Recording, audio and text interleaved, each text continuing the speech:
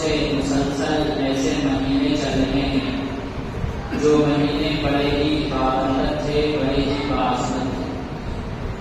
رجب کے مہینے سے رجب کا مہینہ ہو گیا، شعبان کا مہینہ ہو گیا، یہ مہینے رمضان مبارک کا استقبال تھے۔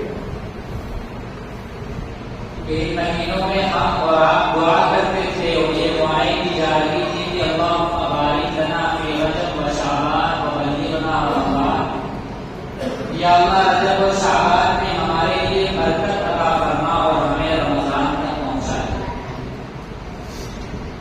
پھر اللہ کا کرم یہ ہوا کہ اللہ رب العزت نے ہمیں رمضان مبارک عطا فرمایا، جو مہینہ تمام مہینوں سے افضل تھا، جو مہینہ بابرکت تھا، عظمتوں والا تھا، برکتوں والا تھا، رحمتوں والا تھا۔ یہ مہینہ بھی گزر گیا، اس مہینے کے گزرتے ہی شوال کا مہینہ شروع ہوا۔ یہ شوال کا مہینہ بھی بہت بابرکت ہے۔ یہ شوال کا مہینہ جس کی آج 9 تاریخ ہو چکی ہے، یہ مہینہ بھی بڑا عظمت والا ہے۔ کیوں؟ اس لیے کہ اللہ رب العزت نے اس مہینے کو ان مہینوں میں شمار فرمایا ہے قرآن مجید کے اندر جن مہینوں میں اللہ نے حج کو مقرر فرمایا۔ 3 مہینے، شوال کا مہینہ، ذوالقعدہ کا مہینہ، ذوالحجہ کا مہینہ، یہ 3 مہینے حج کے مہینے۔ تو گویا ایک عبادت کا سلسلہ تھا جو رمضان المبارک سے شروع ہوا اور اب ذوالحجہ پر جا کر ختم ہوا۔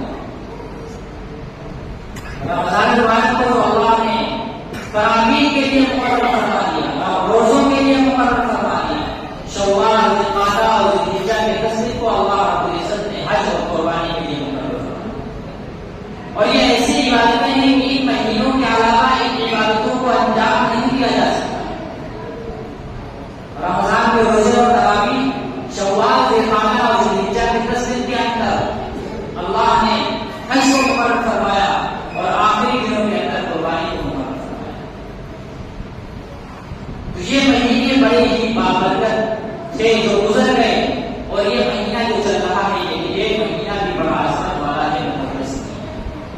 اس مہینے کے بارے میں اللہ کے رسول صلی اللہ علیہ وسلم نے ایک حدیث شریف میں فرمایا، اس مہینے کی فضیلت پر ایک فضیلت تو یہ ہے کہ حج کا مہینہ ہے، اور ایک دوسرا جو عمل اللہ کے رسول صلی اللہ علیہ وسلم نے بتایا، فرمایا من صام رمضان ثم اتبعه ستا من شوال كان كصيام الدهر، کہ جو شخص رمضان مبارک کے گزرنے کے بعد، رمضان کا مہینہ گزرنے کے بعد، یعنی جو شخص رمضان کے روزے رکھے اور روزوں کو رکھنے کے بعد شوال میں 6 روزے رکھے، تو گویا کہ اس نے پورا سال گزارا۔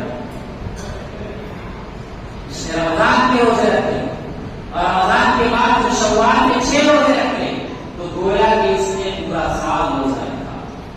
اتنی بڑی فضیلت اللہ کے رسول صلی اللہ علیہ وسلم نے بیان فرمائی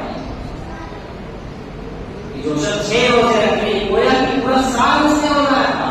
اتنا بڑا ثواب، اتنی بڑی فضیلت، یہ کیوں؟ کیونکہ اللہ رب العزت نے وعدہ کیا ہے کہ ہر ایک نیکی کا ثواب 10 گنا دیا جاتا ہے۔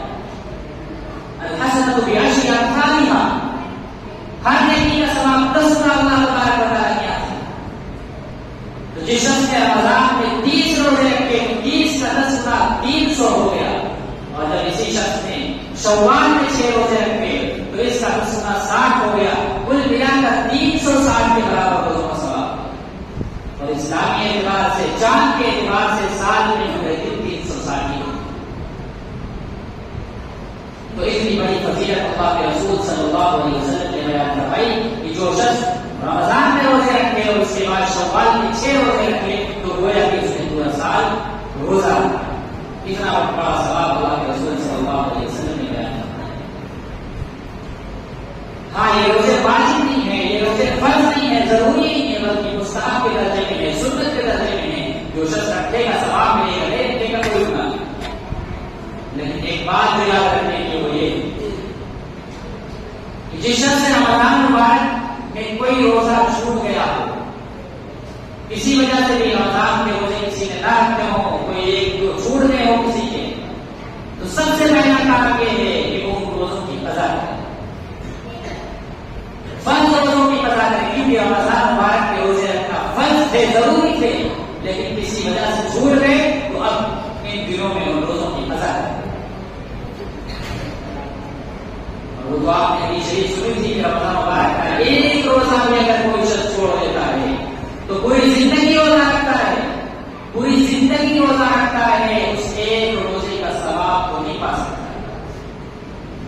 چونکہ رمضان کے روزے فرض تھے، اس لیے ان کی قضا بھی فرض ہے۔ جس شخص کا روزہ چھوڑ گیا ہو، قضا ہو گیا ہو، تو سب سے پہلی اس کی ذمہ داری یہ ہے کہ ان روزوں کی شخص قضا کرے، پھر اس کے بعد یہ نفلی روزے۔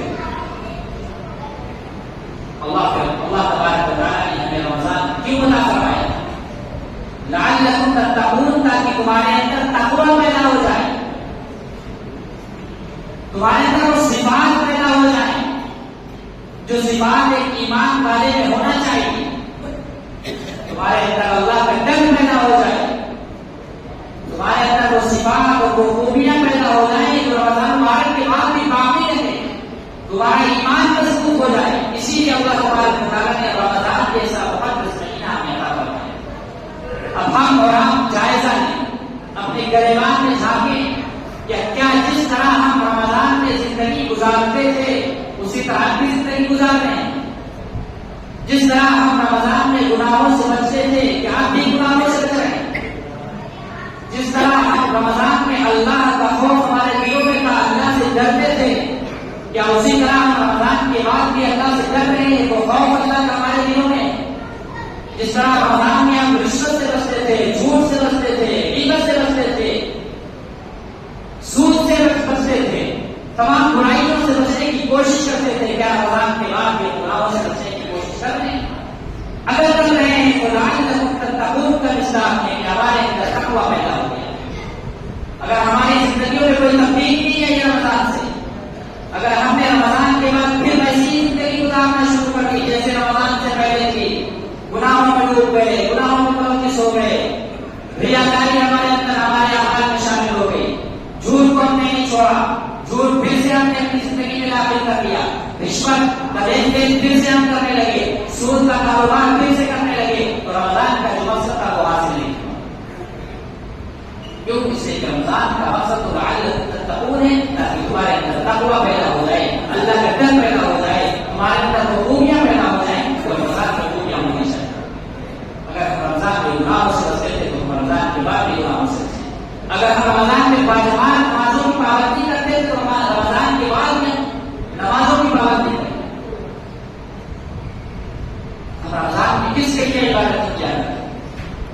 نمازیں کس کے لیے پڑھتے تھے؟ رمضان تلاوتیں کس کے لیے کرتے تھے؟ ذکر و اذکار کس کے لیے کرتے تھے؟ تلاوتیں کس کے لیے کرتے تھے؟ گناہوں سے کس کے لیے بچتے تھے؟ سب کا جواب یہ ہوگا کہ اللہ کے لیے بچتے تھے۔ گناہوں سے، برائیوں سے ہم اللہ کے لیے بچتے تھے کہ اللہ دیکھ رہا ہے، اللہ سے ڈرتے تھے۔ کیا رمضان کے بعد تو اللہ موجود نہیں ہے؟ رمضان کے بعد بھی وہی اللہ جو ہمیشہ سے ہے اور ہمیشہ رہے گا، ازل سے ہے اور ازل تک رہے گا، وہ اللہ رمضان میں بھی تھا اور وہ اللہ رمضان کے بعد بھی ہے۔ اس لیے ہم اپنی گریبان کو جھانکیں اور اپنی زندگیوں پر جائزہ لیں کہ رمضان میں اللہ تبارک و تعالیٰ نے ہمارے گناہوں کو دھو دیا تھا، اللہ کی رحمتوں نے ہمیں ڈھانپ دیا تھا، اللہ نے ہماری بخشش فرما دی تھی، اور جب ہم نے دوبارہ ادا کیا، جب ہم نے عید کی نماز ادا کی تو اللہ کی طرف سے اعلان ہو گیا تھا کہ جاؤ بخشے بچے ہمیں بھرپور ہو جاؤ، ہم نے تمہارے گناہوں کو بخش دیا ہے، تمہاری بخشش فرما دی ہے۔ جو انسان بخش دیا گیا ہو، جو آدمی جس کی بخشش کر دی گئی ہو، مغفرت کر دی گئی ہو، تو کیا رمضان کے بعد پھر وہ گناہوں میں چلا جائے؟ تو پھر کیا وہ نمازیں چھوڑنے لگے گا؟ یا پھر جس کا دل صاف کر دیا گیا تھا گناہوں سے، کیا رمضان کے بعد پھر وہ اپنے دل کے اوپر گناہوں کا تھپا لگا دے؟ ایسا نہیں ہونا چاہیے۔ جب ہم رمضان میں گناہوں سے پاک صاف ہو چکے، اللہ نے ہماری بخشش فرما دی، جیسے بھی ہم نے عبادتیں کی ہوں، ٹوٹی پھوٹی عبادتیں ہم نے کی ہوں، ویسے بھی ہم اللہ کی عبادت ہم کہاں ادا کر سکتے؟ ہم ادا نہیں کر سکتے۔ جیسی عبادتیں کی، ہم نے اللہ سے توبہ کی، اللہ کے سامنے ہم روئے گائے، جیسی عبادتیں ہوئی ہیں اللہ تبارک و تعالیٰ نے قبول فرما لے، تو امید اللہ تبارک و تعالیٰ سے رکھیں کہ اللہ نے ضرور کوئی عبادت قبول فرمائی ہوگی اور ضرور ہم کو بخش کیا ہوگا۔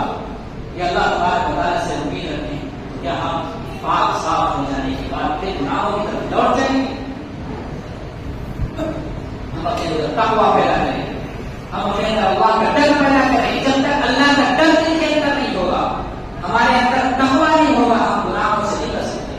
ہم نمازیں تو پڑھ لیں گے, ہم روزے رکھ لیں گے, ہم حج کر لیں گے, ہم بہت ساری عبادتیں کر لیں گے, لیکن اگر ہم گناہوں سے نہیں بچتے ہیں تو ہمارے اندر تقویٰ موجود نہیں. تقویٰ کہتے ہیں گناہوں سے عبادات کے ساتھ ساتھ گناہوں سے بچنا, اس کو تقویٰ کہا جاتا ہے. اگر ہم عبادتیں کرتے رہیں لیکن گناہوں سے نہ بچیں, رشوت سے ہم نہ بچیں, سود سے ہم نہ بچیں, گناہوں سے ہم نہ بچیں, جھوٹ سے, چغلخوری سے, ریاکاری سے, برائی کرنے سے ہم نہ بچیں, نمازیں پڑھتے رہیں, تلاوتیں کرتے رہیں, حج کرتے رہیں, ہمارے اندر تقویٰ پیدا نہیں کر سکتے. تقویٰ کہتے ہیں گناہوں سے بچنا, اللہ کے ڈر کو اپنے دل کے اندر جما لینا, مستحضر کر لینا, اس کو تقویٰ کہتے ہیں. صحابہ کے اندر تقویٰ تھا. نبی صلی اللہ علیہ وسلم کے زمانے میں, صحابہ کے زمانے میں کم سے کم تر لوگ جو سمجھے جاتے تھے ان کے اندر ایمان تھا, ڈر تھا, تقویٰ ہوا. حضرت ابن عمر رضی اللہ عنہ, آپ مدینے سے باہر گئے, آپ کے ساتھ چند ساتھی بھی آپ کے مدینے کے کنارے کہیں صحرا میں, آپ ہیں جنگل میں بیٹھے ہوئے, ساتھیوں نے آپ کے لیے دسترخوان لگایا. دسترخوان لگ گیا, جب کھانے کے لیے سارے ساتھی تیار ہو گئے تو اچانک وہاں سے چرواہے کا گزر ہوا. چرواہے کا گزر ہوا, بکریوں کا چرواہا تھا. تو ابن عمر رضی اللہ تعالیٰ نے فرمایا کہ آ جاؤ, تم بھی ہمارے ساتھ دسترخوان پہ شامل ہوگا, شریک ہو جاؤ. تو اس نے یہ سنا, تو اس نے کہا کہ میرا روزہ ہے. سب حیران رہ گئے کہ اتنی گرمی کا موسم, پہاڑیوں کا علاقہ ہے, اتنی سخت دھوپ ہے, لو چل رہی ہے, اور تمہارا روزہ ہے. تعجب میں پڑ گئے. عمر رضی اللہ تعالیٰ کو اس شخص میں دلچسپی پیدا ہوئی. دیکھیں اس کا تقویٰ کیسا ہے, اللہ کا ڈر کیسا ہے, اس کو آزمانا چاہا, اس میں دلچسپی پیدا ہوئی. تو ابن عمر رضی اللہ تعالیٰ نے فرمایا کہ ایسا کرو کہ تم ایک بکری مجھے بیچ دو, اور میں اس کی تم کو اچھی خاصی قیمت ادا کر دوں گا, اور شام کو یہ کرنا کہ تم میرے دسترخوان پہ آنا اور روزہ افطار کرنا, تمہارے گوشت کا انتظام بھی ہوتا ہے. جب اس نے یہ سنا کہا کہ یہ بکریاں میری نہیں ہیں بلکہ میرے آقا کی ہیں, میں تو غلام ہوں, جوان ہوں, میں کہاں بکریاں بیچ سکتا ہوں, یہ میرے پاس میرے آقا کی امانت ہے, میں کو نہیں بیچ سکتا ہوں. ابن عمر رضی اللہ عنہ اور امتحان دینا چاہا, فرمایا کہ ایسا کرو. پھر دوبارہ فرمایا کہ میں تم کو قیمت ادا کر دوں گا, تم روزہ بھی اپنا افطار کر لو گے, اور اپنے آقا سے, اپنے مالک سے کہہ دینا کہ ایک بکری کہیں غائب ہو گئی, گم ہو گئی, کیونکہ عام طور پر جنگلوں میں, پہاڑیوں میں ایک دو بکریاں غائب بھی ہو جائے گی, جانور کھا جایا کرتے ہیں, اس میں کوئی پریشانی کی بات نہیں. جب اس نے یہ بات سنی تو وہاں سے چل دیا اور انگلی آسمان کی طرف اٹھائی اور کہا کہ اس نے این اللہ, این اللہ, پھر اللہ کہاں ہے, اللہ کہاں ہے, اللہ تو مجھے دیکھ رہا ہے. وہ وہاں سے چلا گیا. ابن عمر رضی اللہ تعالیٰ عنہ اٹھے اور یہ کہنے لگے کہ این اللہ, این اللہ, اللہ کہاں ہے, اللہ کہاں, یہی آپ رکھ کر اللہ رہے گے. جب مدینے میں آئے, یہ قاسم کو اس چرواہے کے آقا کے پاس بھیجا اور اس سے کہا کہ ساری بکریاں اس سے خرید دو, اور اس غلام کو بھی خرید دو, غلام کو آزاد کر دو, اور وہ جتنی بکریاں ہیں اس غلام کو دے دو, کیونکہ یہ غلام اور یہ شخص غلام بننے کے لائق نہیں. اس کے اندر تو اللہ کا اتنا ڈر ہے, اللہ کا اتنا تقویٰ ہے, اور اتنی پرہیزگاری ہے, غلام بننے کے لائق نہیں ہے. ابن عمر رضی اللہ عنہ نے اس کو آزاد کروا دیا.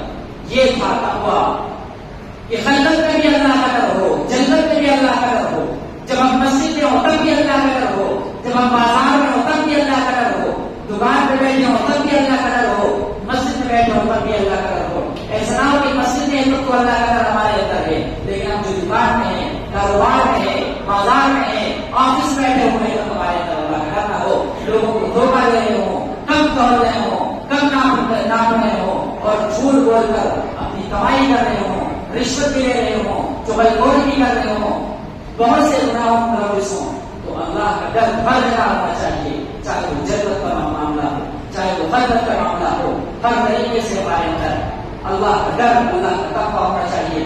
اللہ رب العزت نے جو رمضان کا بابرکت مہینہ عطا فرمایا تھا, اس کا مقصد یہی تھا لعلکم تتقون, تمہارے اگر وہ تقویٰ ہمارے اندر موجود ہے، اللہ کا ڈر موجود ہے، ہماری جو رمضان کی زندگی تھی وہی آج بھی زندگی ہے، تو سمجھ لیجیے کہ ہمارے اندر تقویٰ ہے۔ اگر ہم نے اپنی زندگی کو بدل دیا ہے، رمضان جیسے ہمارے اندر